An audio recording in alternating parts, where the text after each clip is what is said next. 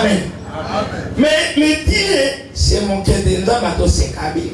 Vraiment, Bano Bazama Hede. Natindi Bano. Allons sur la Bible. Non, c'est là.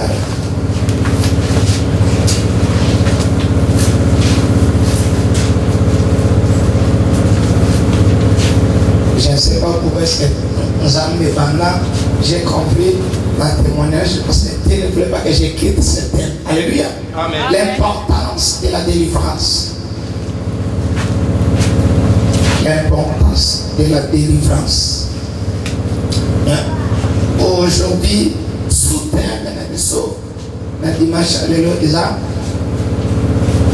processus de la délivrance. Les processus. Amen. Amen. Premier, toujours dans le commencement, toujours dans la maison mutuelle. Ézéchiel 16. Ézéchiel chapitre 16, verset 1er.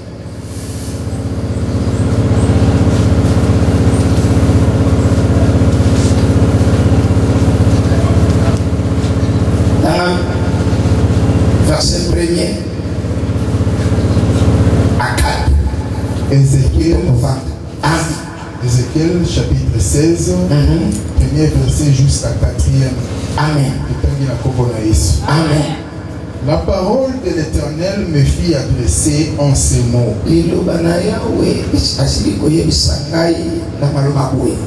Fils de l'homme, fais connaître à Jérusalem ses abominations.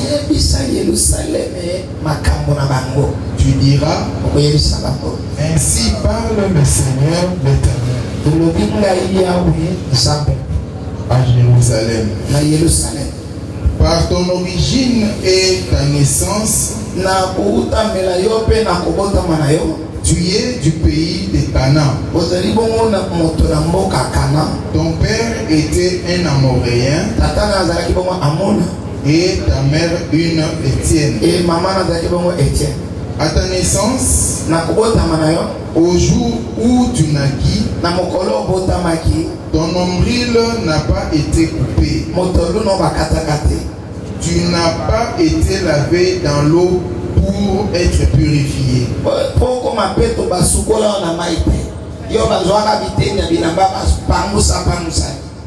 Tu n'as pas été frotté avec du sel.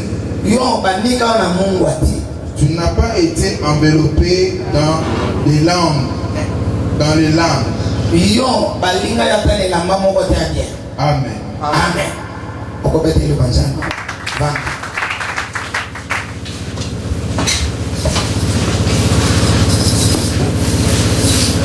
Je vais enseigner ce dimanche. Amen. Mais ça va m'attirer, s'il te plaît. S'il te plaît, déjà capital. Amen. Et j'ai compris, on m'a posé beaucoup de questions. À 5 jours, on a appelé ça une chose. Dieu m'a dit, voilà, j'ai compris. Amen. Amen. On a compris, on a compris, les Canalégo. Osez l'église, n'a pas comprendre. Alors, tu as toyeba motuya malikambo tozolo bena bongo bokangola. Amen. D'entrée de jeu, j'aimerais dire ce matin, kokangola mana moto ici la kamokolo mokote. Amen. Bon ami délivrance. Suit mon candidat à Jérémie chapitre 29, je crois, verset 10 et 12. Je connais les projets que j'ai formés pour vous. N'est-ce pas? Des projets de bonheur et non de malheur. Alléluia. Donc, nous avons besoin d'accueillir mon tour. Avec la mécanicien malade. Nous avons besoin de la moto. Avec la idée à projet. Où il est sali, tout comme les longues na yo na passe, iuti na nzambe. Iuti na kotambola na biso moko bato. Nde lelo tokomi boye ngama. Alors, na makanisi ya malamu nzambe azalaki nango. Tango amoni ke moto akomi musika na ye, il a fallu à créer ou bien à élaborer un plan encore pour arracher. C'est-à-dire quoi, à somba. Parce que moto, dans laquelle Ada vendu l'ennemi a été comme pour la leçon. Dans mon canal hébreu, tous sont péchés. Amen. Amen. Ils sont privés de la gloire. Donc, quand on se souvient qu'il y a des gloires, les gens qui ont des couleurs, il y a un moment où ils sont et même la camutu sont totalement dans le son. Amen. Amen. Au moment même maintenant nous sommes tournés, j'étais profondément enseigné par témoin de ma vie, n'a fait ça moi. Alléluia. Amen. Yo kama ma vie dans solo beti. Bandinga batuna kaye secret nous ça. Ayebisi na monte toujours. Amen. Sans binde secret. Bien aimé, la vie du péché change à Kamot. Mais maintenant, on saute le Robert. Dans sa recherche, il y a un article qui est l'image sur la carte main, la commune de la côté de la. Donc, le premier mot, je crois, A3 ou bien A1, pardon, A2. Oyo, n'a pas apporté des exemples. Mais chaque jour, on a gagné le Bosoga. Amen. Apôtre Zamba, à côté les guerres de l'homme. Et là, on a salé pour le père. On a la puissance. Nini, ils ont monté ma montre. Oyo, akam atiki monté ma yes avant. Et oyo atiki apoyi na monté ma yes avant na yemo bazovanda azodamu sa moyo. Mais lelo tokotala na kati na Bible ndenge nini nzambe azena projet a prépara moko na biso bisika akoma mais soki ozokoma te eza problème nzambe eza problème na yo. Amen. Alléluia. Amen. Na ite soko zola na. Amen. Alors fils de l'homme parce qu'on ça pouvoir rapidement Bible na Bible rapide. Parce que vous ne pouvez pas écrire en quelqu'un. Merci. Amen. Alors, Azoye bisa Ezekiel. Alors, mon sakoli, mon salé n'a pas. Il est bisa na Jérusalem. Pourquoi Jérusalem? Amen. Amen. Pourquoi Jérusalem? Je vais vous expliquer aujourd'hui. Vous décortiquer ce qu'on appelle la ville sainte, Jérusalem. Bien aimé, Jérusalem n'était pas une ville sainte. Alléluia. Jérusalem est une ville sainte. Est-ce que je parle à quelqu'un ce matin? Jérusalem, tant que on va comprendre que ezalaki ville ya mabe ya bosoto kindoki kindumba et ezalaki na ba riche. Alors oyebi que place ba riche baza eza place où ezalaka na sécurité makasi. Amen. Amen. Ezalaki ville moko etongamaki na lolendo kosakana te. Nde place wana kwa batongaki yango na lolendo. Ne nzambe ada ko préféré kokamata yango ko balola yango pesa biso bana. Poete ekoma ya biso tomi s'approprier nango na richesse eza na kati na kitoko eza na kati ke oba na kongenga. Amen. Amen. Alors, bato bakokaki kobosa na origine na bango. Nde yango azorapele na Ezekiel ayebisa Jérusalem. Etamboli na bango eza malamu te. Misusu bazokanisa ke non ndenge banda kosambela ekoki. Nzokande il faut kokende musika na losamba. Amen. Amen. Il y a des étapes à franchir dans la prière. Alléluia. Amen. Il y a des étapes à franchir dans la prière. Les habitants de Jérusalem, la terre sainte, sont des Jébusiens. Bato impie, impropre. Ok.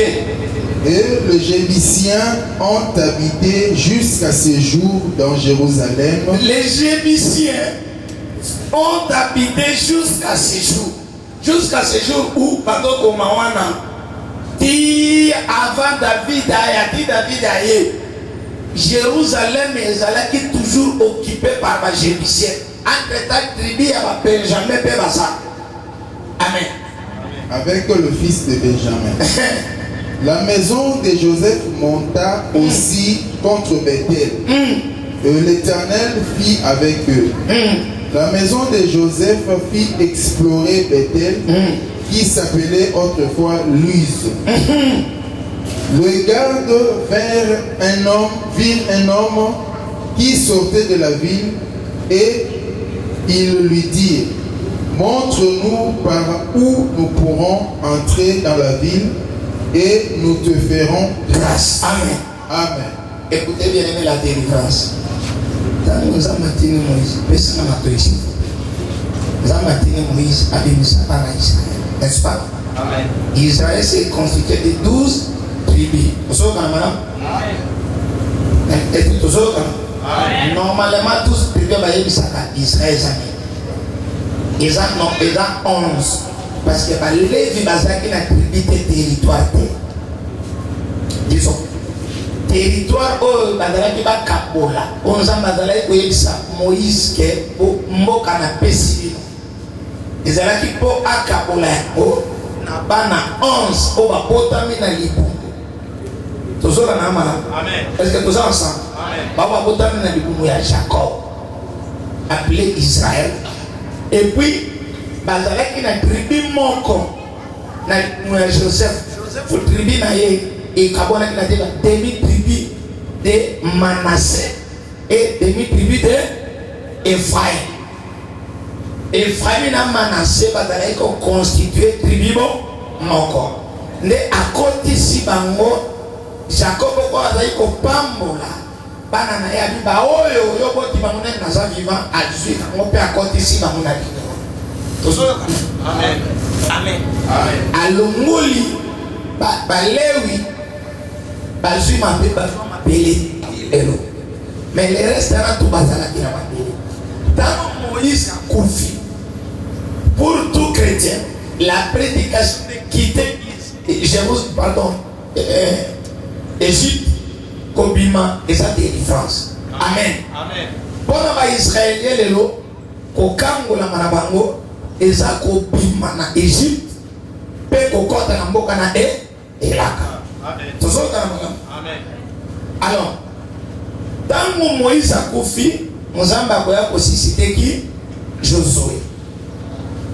Josué a komema les 12 tribus ya Jacob ti na terre promise. Vous avez entendu? Amen.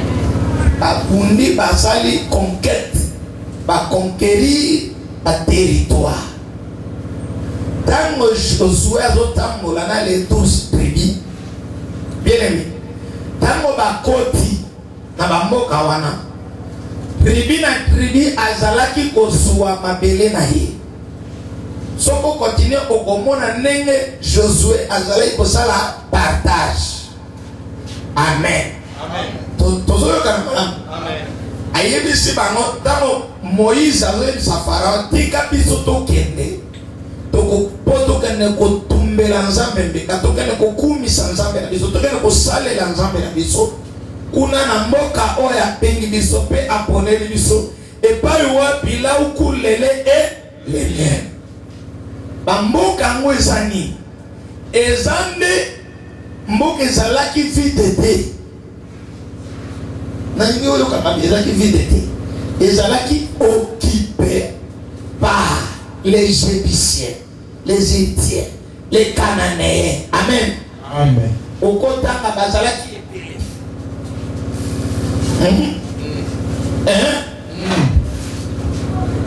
alors, pour la cause ma belle, ils allaient comme conquête. Ça dit quoi? Vous en êtes l'autre côté, vous sambeli, au tongakate, n'êtes au sambela de 5 jours. Pour la lien famille, pour la côté. Délivrance dans les bandits, il faut madame Kotonga.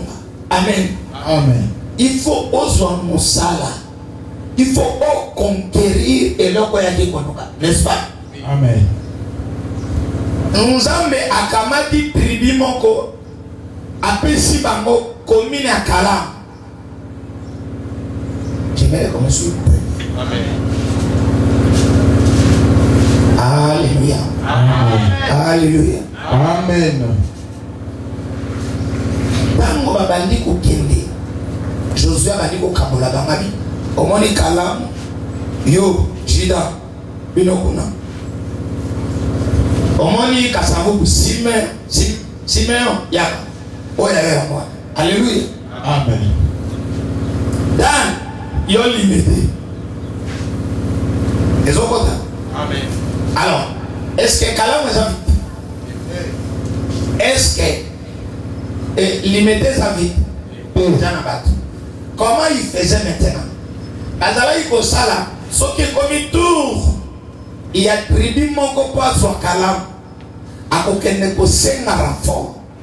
Alobi, yo fisto ya kana nga parce que yo sana limiter, nga sana bombe. Toba nana fisto bino pasteur toba nana yo kombe. OK. Libota fisto e koya esungi ngai. To bunditi to botoli gombe to tie siège couvert. Amen. Amen. So que comme tout à fisto. Fisto ba ko benga abengi ndeko mosusu to kende. Yango zo kabi yona ngai yaka lokola mutubo moko. To mata to bundisa bakanane pe to récupérer mboka o nzambe apesa biso. Alakaki bakoko na biso. Nde bakesi koyo. Alors bato oyo il fallait pas occuper Jérusalem. Mboka Jérusalem ba jebisi muto bazalaki kovanda wana. Alors bato oyo fallait pas zuwa Jérusalem ezalaki bongo tribu ya Benjamin. Alléluia. Amen. Ezokota. Amen. Alors tribu ya Benjamin tango baya kozuwa Jérusalem ba ni batali ba ekomona ke Jérusalem place penza babundi bazui d'abord toujours kana bazui Jérusalem bakeka na mongomba kote wana mke bavandi mais nous kande Jérusalem place oyo ya bien place ya malonga batikali kozwa ngote. Alléluia. Amen. Batikali kozwa te tango bakoti na mboka Jérusalem ba occuper place batongi bavandi bapeme badi enfin. Amen. Bana na nzambe bavandi kote ba jebisi un peu bavandi kote na mboka bo mais kote tongamaki na forteresse na richesse na beauté ya mboka tribu ya Benjamin etikali kozwa te mais ti awo koyoka kazwi yango mo ntango tozotanga balobi non les Jébusiens ont continué à habiter jusqu'à nos jours. Jour à mot, tu vois comment. Quand est-ce que c'est là? Alléluia. Et l'on dit qu'il y a une parole. Ça m'a dit. Vous avez processus là. Processus là. J'ai compris pourquoi au monde en bateau. Donc à Samuel au Zindako. À Béni, à Kanesi ici. Processus à Sisabé. Là où vous comprenez bien. Alléluia. Est-ce que je parle à quelqu'un? Amen. Bien aimé. Batikali wana. Bambula na bambula ti balongwa na bangote. Bavandi. Voyez pourquoi? Les Égyptiens ne place nous sommes battus qui tribu à Benjamin on n'a pas battu. Parce que alingaki na place wana na ngomba wana ezali place oyo alakaka Abraham bakunda Abraham. Amen. Place oyo miku Abraham ezalaka. Place oyo nzambe azalaki ke akoya ko compléter prophétie alobaka na kosala tata ya mabota ebele. Place oyo akotia trône na ye. Place oyo bokonzi na nzambe kozala ezalaki na Jérusalem. Amen.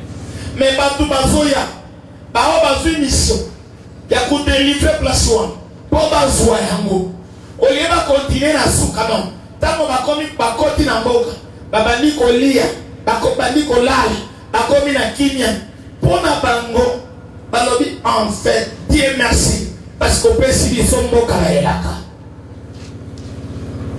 Amen. Alléluia. Amen. C'est la même chose aujourd'hui. Amen. Amen.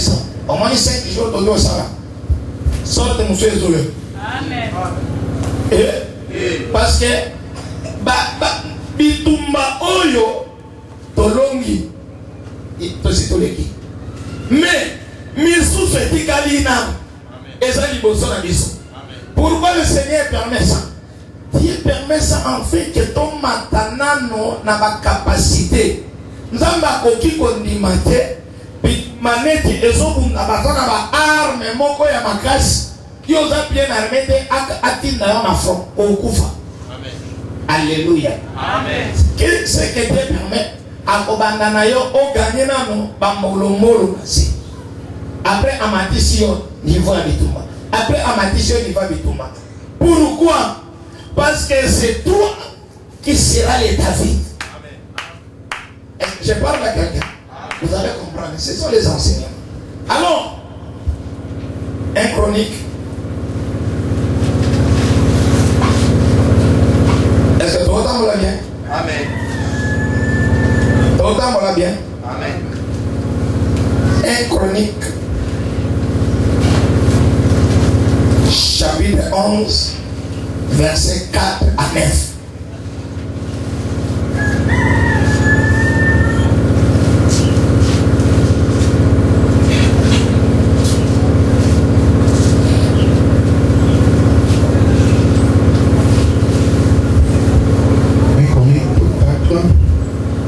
Un Chronique, chapitre 11, versets 4 à 9.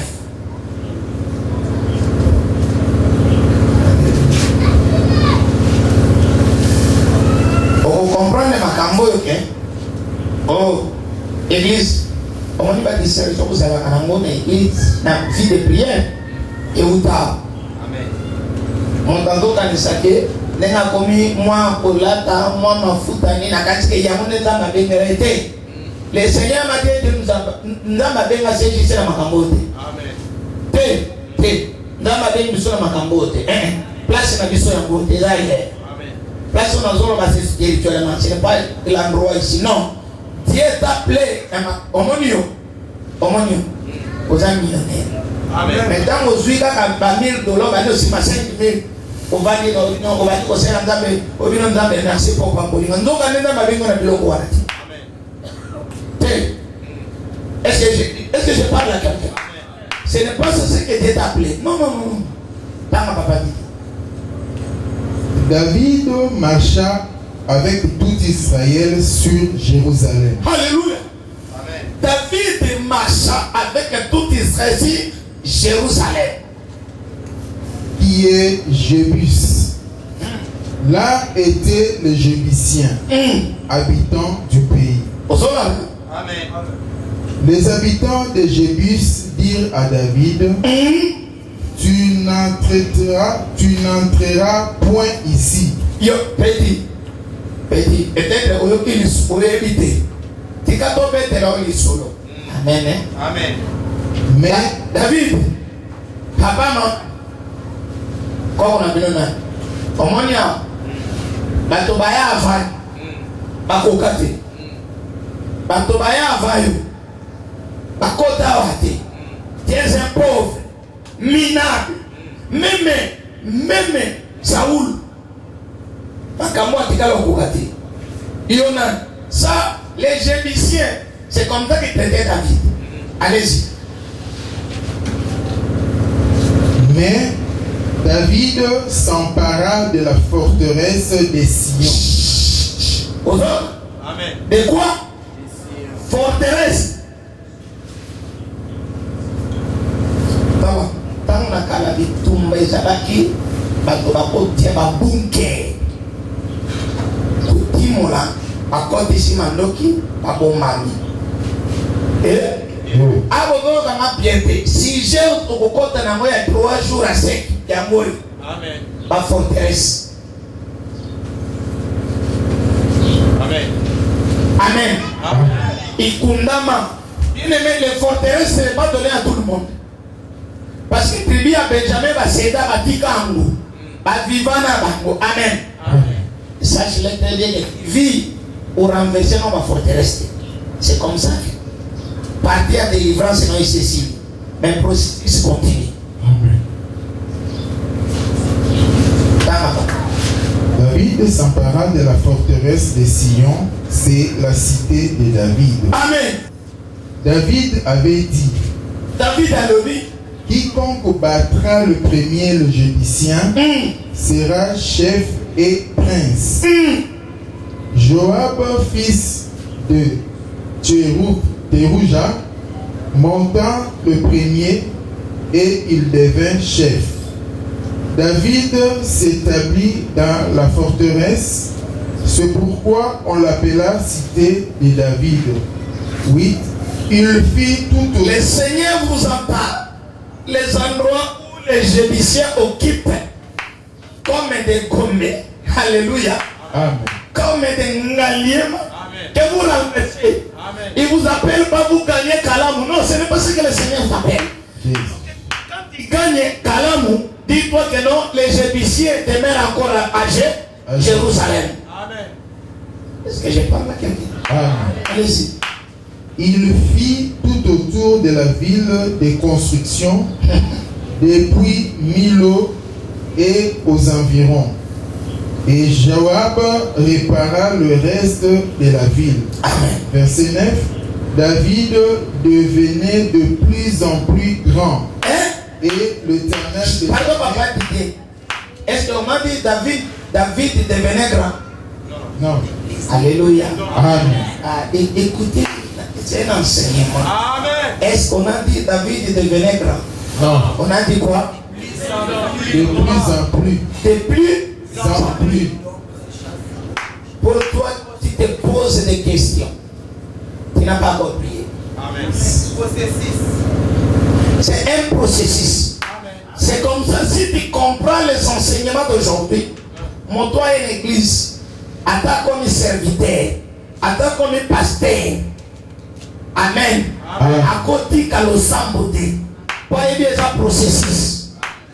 Non, est-ce que je parle à quelqu'un? Amen. C'est un processus. Amen. Et là, on a dit comme ça, on a dit dans les lots, on a dit dans un vélo. On a dit dans un avion. Amen. Plus, étape on est ici, à la sana, je vais vous dire, et comme je vous dis, deuxième niveau. Ce qui n'a voulu, on n'a pas, n'a son catch. Mais ce qui n'a pas ça la erreur. Qu'est-ce que vous m'avez mal? Oui ou non? Oui. Bas Congo, Matadi, oui ou non? Oui. Est-ce que vous avez un type? Ce qui est-ce que change un type comme même? Qu'est-ce que vous avez? Est-ce que Bistika ou le type est comme? Qu'est-ce que vous avez? Alléluia. Est-ce qu'on peut acclamer? Donc si, suivez-moi bien les enfants de Dieu. Si je vais me limiter à un moyen de transport quelqu'un, je n'ai pas compris ma mission. Amen. Je n'ai pas compris ma mission. Amen. Amen. Donc, papa dit, bon, toujours qu'il y a deux. Amen. Amen. Processus. Maintenant, c'est pas une manière de comprendre. Amen. 2 Samuel. Non, dans la 1 Chronique. 23, verset.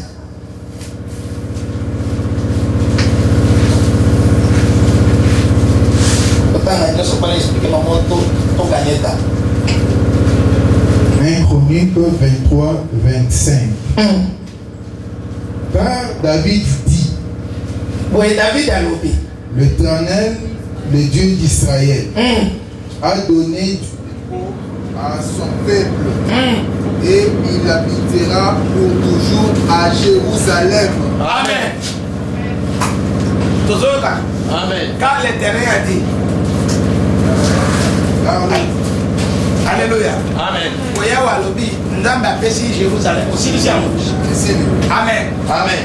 Bon, maintenant, nous va pas à Jérusalem. Yo, lève-toi.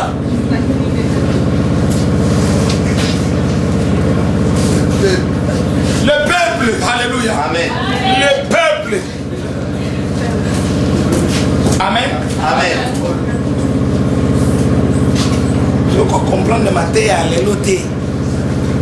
Donc, comment on va prier, tant que tu organises une église, vous êtes dans la distraction. Amen. Peut-être que le baillet, pasteur, pour ta zone, ma prière, tout ça, là, abandonner quand mes colonies, tu dois comprendre. Alléluia. Amen. Donc, on est aux huit à vélo. Peut-être aux huit à ketch. Amen. Amen. Amen. Amen. Alors, nous avons promettre à Batubanda Kana que Vino n'est pas de Jérusalem. Mais Bana et Benjamin, tribu à Benjamin, Baïba, Bonita, on va dire que Bango va commis, va couper à Jérusalem. Et donc, encore, on va appeler ça Kinshasa en général. Alléluia. Amen. Batom tout va y avoir Bango. Oui, Batubazalaka en 98. Bon, Batibé, pardon. Hein? Vous avez dit ça, Isaac. Amen. Amen. Bon. Dans 98, Banyangalaka, Tabakota, Nambogo. Oui, Bambo. Barwani. Amen. Amen. Barwani Bakota Namboka. Dans Bakota, Bamtsuda in a campus. Et Bele Bakota Angela qui mouent à Kinde, Bakoti. Bamtsuda Badaïkoela. Dans le gouvernement Zalakio et Zola Sabiso, Kasangulu, et Zola Sabiso, Kisantu, et Zola Sabiso, Namdababi, Badolo Baba, Rebelle Bazoya. Botal, est-ce que va combien? Mais entre-temps, la rebelle va déjà avoir qui moins à côté. La rebelle va donner sa information à hiérarchie, que tu as déjà qui Kinshasa. Donc, on dit déjà pousser. Surtout, ma quête est là, un brassé. Ma comité va sceller. C'est les gens Kinshasa, oui ou non? Oui. Et voilà, nous avons dit que nous avons raté. Surtout au café Bino. Bamtu ba komena maluku eza Kinshasa oui ou non? Oui. Vous achetez? Oui. Oui, c'est là, c'est là. Alléluia. Bamtu tu babani ko pusana. Soto ba komedi awa. Bamtu bazala ki déjà ba koma kiti na banjira. Amen. Amen. Bamtu su bazaki na machine. Alléluia. Amen. Alors, gouvernement na biso ezokosa biso na bio bara kisabiso Kinshasa ndeni bakena Victoire bakena Gombe bakena rond-point Ngaba bakena rond-point magasin les ronds-points les plus mouvementés dans la ville de Kinshasa. Dans la ville de Mokondengue, il y a une occupation là-bas. Bien. Amen. Tant que vous avez une occupation là-bas, est-ce que vous avez l'occupation? Oui. Oui.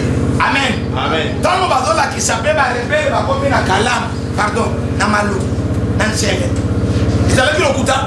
Non. Vous avez vu na Kinshasa. Alléluia. Amen. Ba rebelle, baza na Kinshasa. Bango ba na Kinshasa Kinshasa koto ba rebelle baza te mais ba rebelle pe baza na Kinshasa. Amen. Ba rebelle rapport bazo pesa.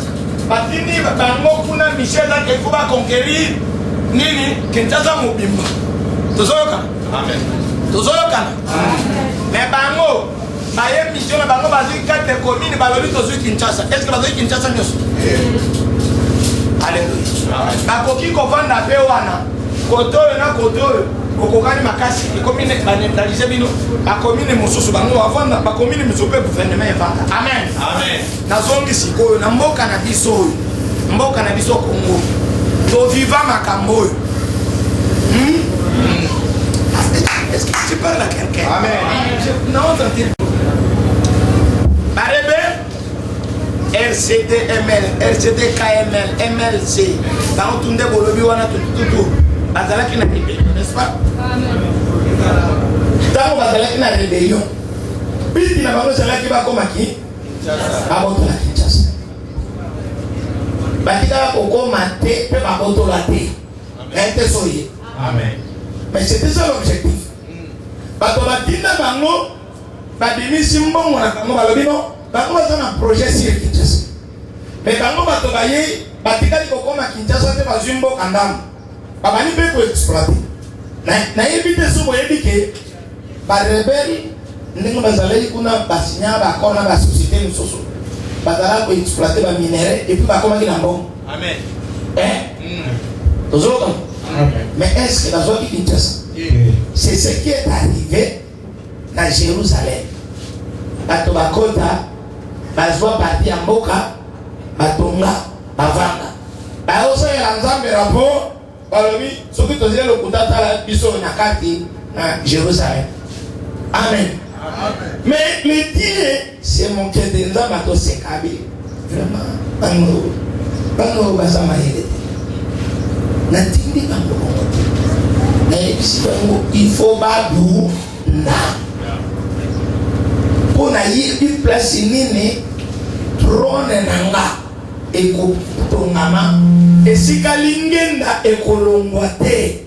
Lingenda nanga eza na hôtel de ville ya Kinshasa, eza na commune ya Maluku te, maison communale nde hôtel dino awa tokomisi yango hôtel de ville. Amen. Amen. Maintenant lis un courrier.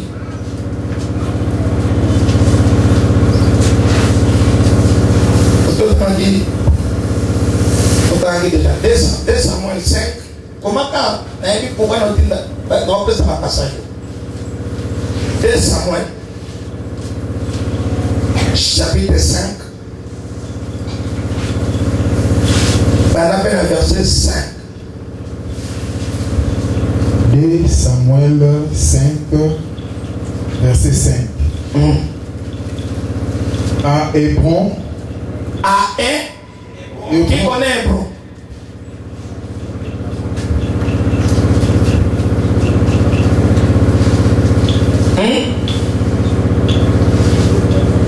Qui connaît Hébron?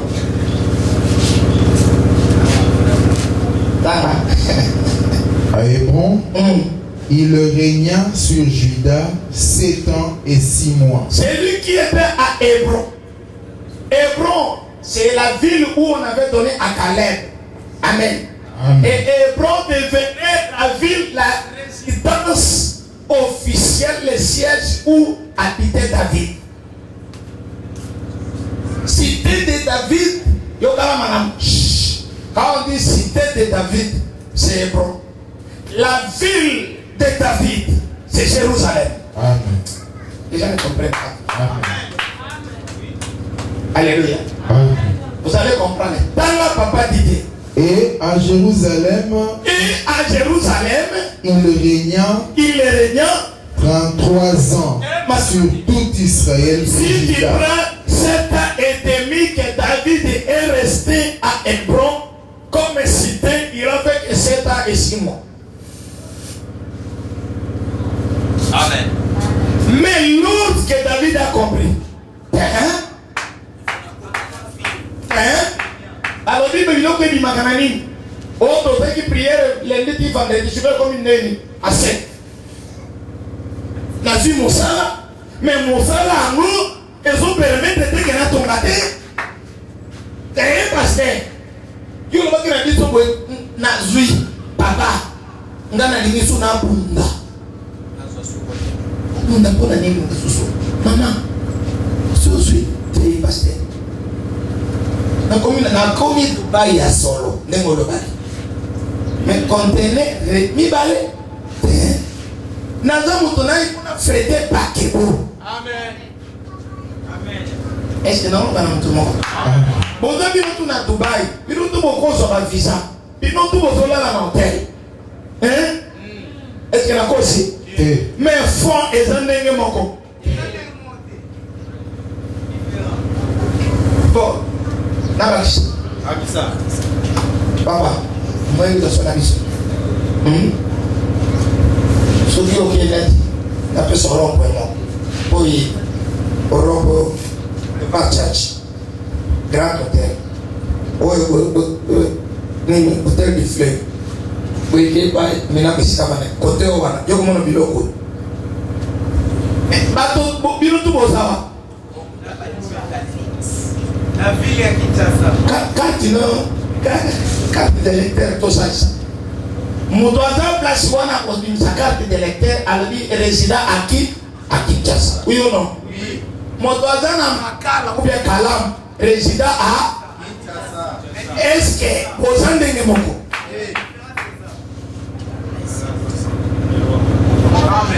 Amen. Mais au concret comme ça la rapport qu'elle a quinoa. Oui. Oui. N'importe. Et ça n'a pas vu mon souci de l'icas. Kalam côté les matés. Même professeur. Amen. Bon, ce qui nous a mis à accompagner ça à la ville, accompagner la personne l'icas. Mais à vous dire conquérir Kinshasa pour un hôtel de ville, il y a un hôtel de ville dans ma cale. Vous avez Kinshasa, oui, c'est vrai. Mais ce n'est pas ça, c'est établi. Amen. Ce n'était pas ça. Continue, papa Didier. Le roi marcha avec ses gens sur Oui. Jérusalem Oui. contre les Jébusiens, Oui. habitants du pays. Alléluia. Amen. Ils dirent à David, Oui. tu n'entreras point. Yo David. Yo. Kokota. Ils sont ok, peut-être. Kotika ba ebo sono ba Israël. Continue. Car les aveugles même et les boiteux te repousseront. Alléluia. Amen.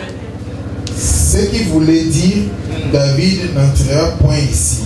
Papa, vanda ko nangonga nangai o si sotanga nandao. Pina 12. Amen.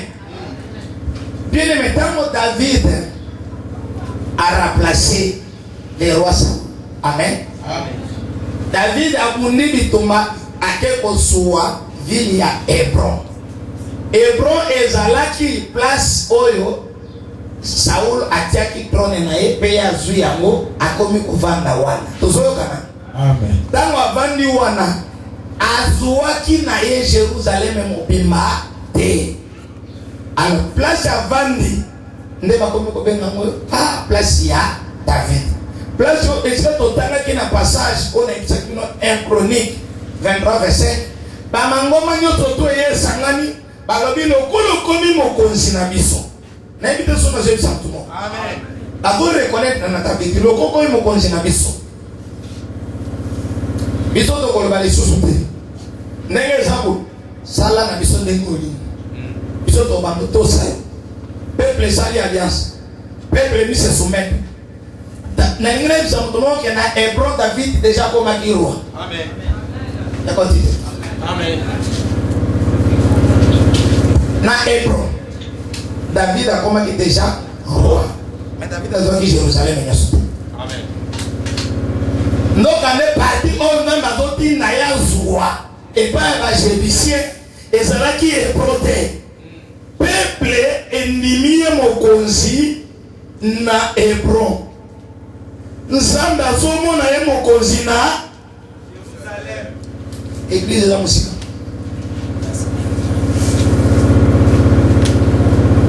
Est-ce que je parle à quelqu'un? Amen. Dans le Bible. Ndenge tozomona yo ozana na mbongo mena kalamu. Omoni yo prêtre na yo prêtre. Ah. Nzokande nzamba na besoin na yo awati. Amen. Nakota. Amen. Omoni yo yo uzamtu place oyo yo anayaka. Amen. C'est-à-dire yo on a eu place pour les abattre.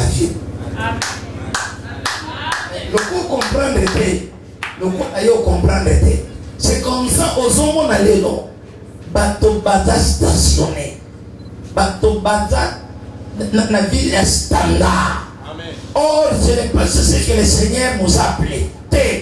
Le Seigneur nous a appelé d'habiter à Jérusalem. Amen. C'est Jérusalem l'endroit favorable pour les enfants de Dieu. Je prophétise en ma qualité de votre père spirituel. Amen. Je prophétise, je parle à quelqu'un maintenant. Bien-aimé, Dieu nous a appelés à Jérusalem. Amen. Voilà pourquoi les gens font même l'œuvre de Dieu négligence. Surtout mon avons mis protocole, bien à coquille. Église à Bilza, à Kala.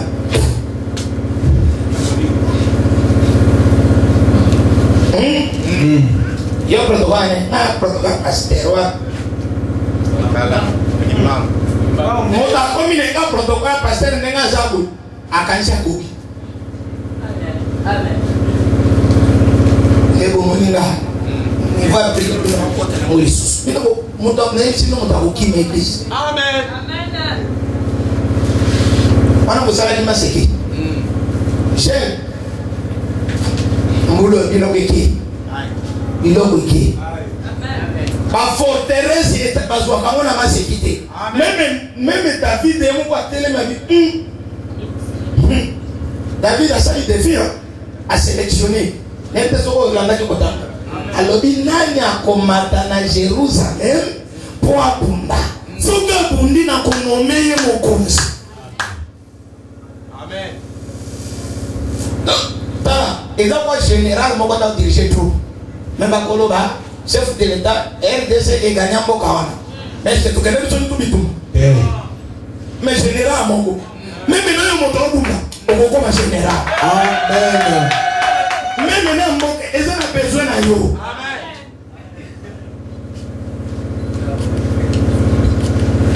Comment on dit que Satan a été na elamba. Et puis pourquoi? Est-ce que abino pasteur moi to ya attenza kita pasteur na sokola kibi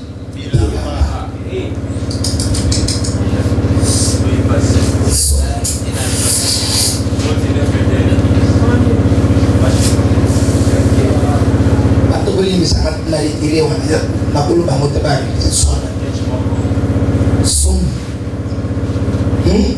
on le bota na pasteur moi to ya kaku yana ba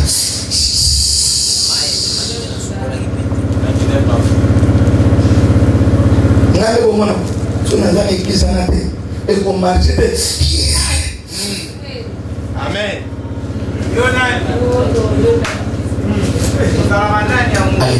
Amen. Alléluia. Amen. Est-ce que je parle à quelqu'un? Amen. Très merci. Amen. On a même en salle l'église là. En réalité, nous avons dans ma loboyo. Aïe, tu que attends, il pas il nous comme on a des sonnes, il faut écouter. La sonne. Moi, je dis, si j'ai mon sous-soir, pardon, entre nous. Amen. Amen. Parce que le vitaire, tout le monde dirait, parce que j'ai mon sous-soir qui n'a pas sauté. Tomate. J'ai vu ça. Après ça, il y a transport pour la est-ce que vous continuez à se dire? Amen. Est-ce que vous avez ça? Est-ce que vous avez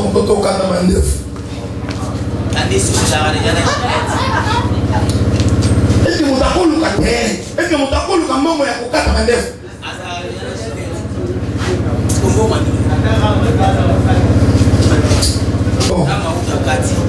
Alléluia. Est-ce qu'on peut acclamer la parole de Dieu? Bien-aimé, j'aimerais que j'avance. Alléluia. David a été devenu roi. On remplace Saoul. Habita où? À Hébron. Il règne. Il avait des gardes.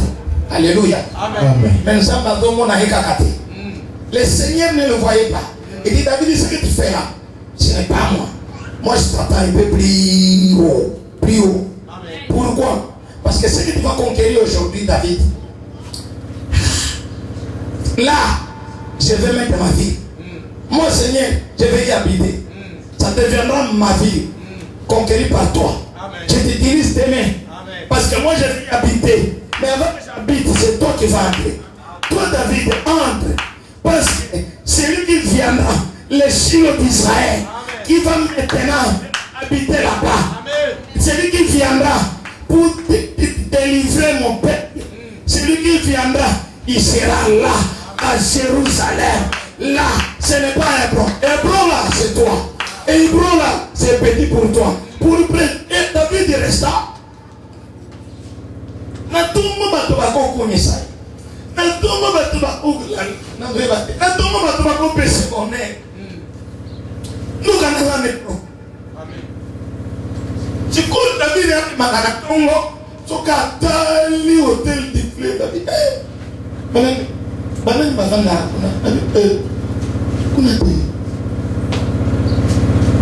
Atuni Lelo, Atuni Inane, Atuni 200, 300. C'est quoi la vie? Non. Nathan Nano Makomi. Koko na biso nani? Bakunaye wani. Oleba batala ke la vie. Kuna. Esiko ozolo bana.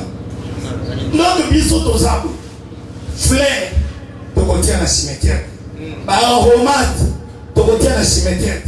Alléluia. Amen. Pour la ligne. Parce que kuna territoire occupé. Balobite tozaka moka bite. Tokoza moka. Mais tokesani. Alléluia. Tokola la mbeto moko bien aimé. Okola na moto le mbeto moko. Mais bon ça n'est mon côté. Amen. Dans le Bible. Prends ça bien. Tokoza là. La église moko. Tozande mon côté. Amen. La église cause à libérer la calame. Tozande mon côté. Image verticale. Amen. Mkolo mongo bakolo ba pasteur za kana likoshi. Omone na likoshi za lisu. Yes. Et sinon tes amis. Ça. Pour n'aller comprendre que n'aller pasteur na Hébron. Amen. Moi, je serai pasteur à Jérusalem. Moi, je serai autorité à Jérusalem. Je parle en qualité de prophète maintenant. Et je prophétise. Ceux qui vont m'entourer, ils seront avec moi comme des généraux à Jérusalem. À Jérusalem. Pas à Hébron. Pas à Hébron. Hébron, c'est pour les familles. C'est pour les faibles. C'est pour les fainéants. C'est pour les faiblards. C'est pour les parlevants. C'est pour les menteurs. C'est pour les yeux qui ne sont qui n'ont pas de vision. Mais Jérusalem, c'est pour nous. Jérusalem, c'est pour nous. Non, je ne sens pas ça. Moi, je deviendrai ministre à Jérusalem. Amen.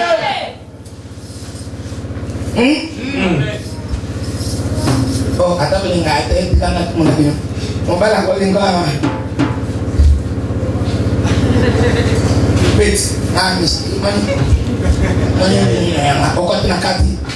Take it. Na studio. Azimo atapi mo kati na se. Ibo otali ui. Era muso patola passer a diminuer un peu pas mon prochain. Ne sigo ile besio foro. Era muso mo tukalanga. Ukane ba ko na sigo mo tukalanga. Ala babino. Voilà. Est-ce qu'on peut acclamer? Alléluia. Et pourtant, toi, ce n'est pas quand tu conduis. Même le mot tout calanga, il n'y a pas que ça est bon. Non, Seigneur, ça c'est bon. Les bons, je peux vous expliquer le pourquoi est bon. Est-ce que je peux avancer? Est-ce que je peux encore avancer? Écoutez, je vais vous dire le pourquoi est bon. Hébron, c'est pour te donner l'énergie. Alléluia. Hébron, quand tu manges à Hébron, ce sont des carburants qui vont te permettre d'affronter maintenant Jérusalem. Parce que celui qui habite à Hébron, c'est celui qui se prépare à un combat de forteresse.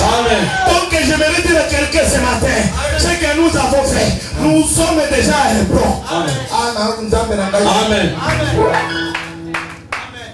La prière, le processus de la délivrance, ça va maintenant, ce que nous avons fait, ça a déclenché notre entrée à Hébron.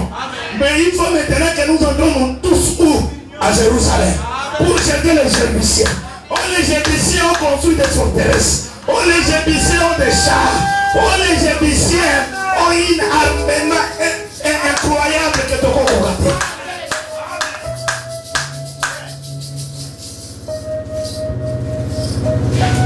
Processus de la défense. Amen. Comment les autres comprennent l'amour? Programme peut vous en faire. Amen. Bien aimé, les règnes de David a fait 40. Je suis en train de descendre. Alléluia. Amen. Au moins, il a terminé déjà. Alors, je vais m'arrêter. Alléluia. Amen. David a fait 40.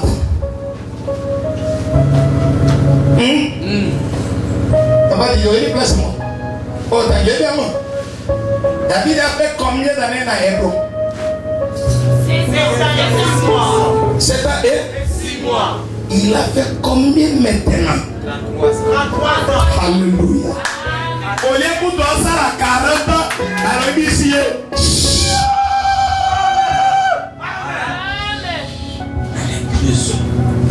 David est puissant. Glissement est pendant ta vie. Qui a compris? Amen. Alléluia. Amen. David a laissé à 40 ans et 6 mois. Amen. Il a glissé. Amen. Il a fait 33 ans où? À Jérusalem.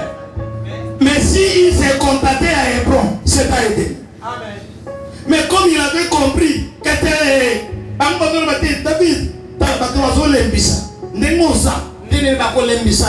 David, maman, aussi le commandant Koluka. Ils sont battus, mon Hébron. Le bandon Jérusalem est Amen. Jérusalem est un point à battre. Alléluia. Amen. Oh, il a vu bonjour. Moi, c'est Jérusalem. Amen. Amen. D'accord. Là, il y a Jérusalem. C'est là où règne la paix. Jérusalem, d'accord. C'est la longévité. Je parle à quelqu'un. Jérusalem, c'est le repos. Amen. Jérusalem, c'est le sabbat. Amen. Bien-aimé, il faut qu'on ait un sabbat. Amen. À un âge, il faut qu'on ait la lutte sur le capot. On fout ta camille.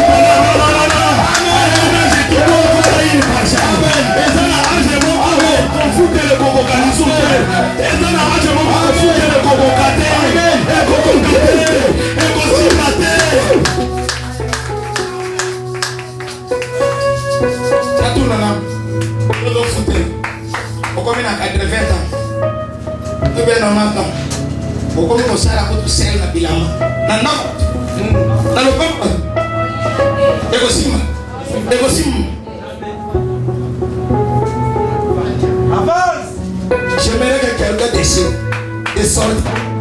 S'il y a un bro qui paie 1000 $, j'ai un appartement comme que je loue à combien? À 3000 pasteurs. Non, ça c'est bon. Ça c'est bon. J'aimerais dire à quelqu'un, toi tu n'es pas appelé à louer une maison ou un appartement de 3000. Non, tu dois avoir une maison. Avance. Avance. Avance.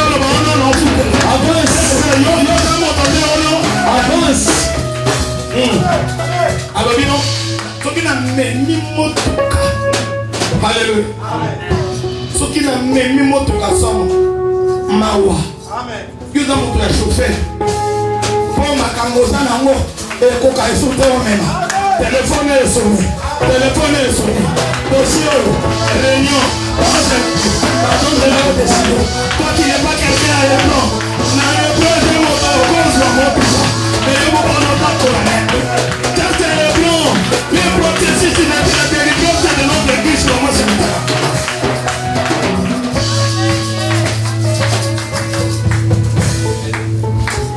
Alléluia. J'aimerais dire à quelqu'un, nous avons commencé le processus de la délivrance. Amen. CMJC. Amen. Et bandit. Amen. Naoluka bato nokota na bango na Jérusalem. Amen. Na boli balage. Wewe makama balage.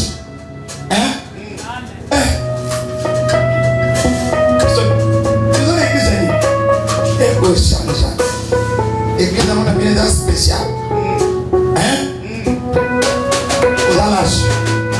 Amen. Amen. Au moins nous motasaki musala nzambe. Alors bien on a collé. Ikaya tikali ne pro. Amen. Na avancé. Na avancé. Mon sali musana nza. Ebika ngaile mbaka. Obianga nena ye mbaka. Tikaya tikali.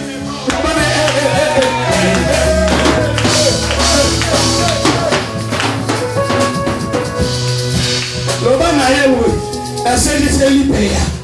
C'est l'idée de comment confirmer. C'est l'idée de comment confirmer. Dans notre 2011, 2012, il y a un caméra qui a été il y mais ils sont de côté de la tour. Ils sont bataillés comme on a dit. Les lots, est-ce que l'eau ça? Mutwale misayote. Aye misayo bien non. Omanya kwa yo est là. Et ça ça batwa kala to sala kala. Ko bani ovanda na ebro olongo. Amen.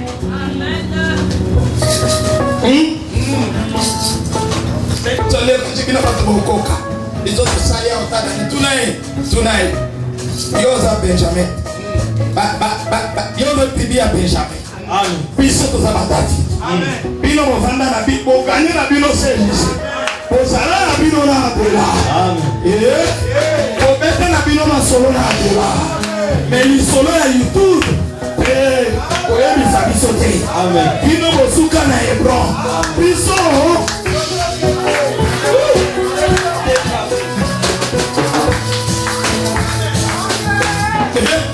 Amen. Tango biso to sala. Tango biso sala. Tango biso Dios a la que me paye. Y no, pues a la que vos querés la macolo. Me piso para Jerusalén. Porque aquí cotea hasta la papa, te toque la cotea. Piso porque cotea la teta. Piso cotea la chive. Piso cotea la chive. Papa, dans la sélection, est-ce que désiré, quand on appelle la salata, à votre démission? Amen. Azo fait des missions pour être des missions de soloté. Problème est ça à sauter. Bino pour salaki musala na Hebron. Biso to zoko tawa Jérusalem. C'est fort. Amen. Oui. Pour sala na he. Tango bitu to kele ba délivrer to prophétiser zalaka prophète ya la gomme. Menga itani. Soki na to prophétiser Nous avons prophétisé dans la TXR. Est-ce que ça faut là? Est-ce que ça problème est là? Est-ce que c'est plus comme mon amour? Ah, alléluia. Oh, est-ce que je parle à quelqu'un? Est-ce que je parle à quelqu'un? Ah, la bonne famille yopé. Désolé comme mon amour était. Naïmi Jésus. Naïmi que yopora. Naïmi qu'on s'accola. Mais on soukana. Et bon.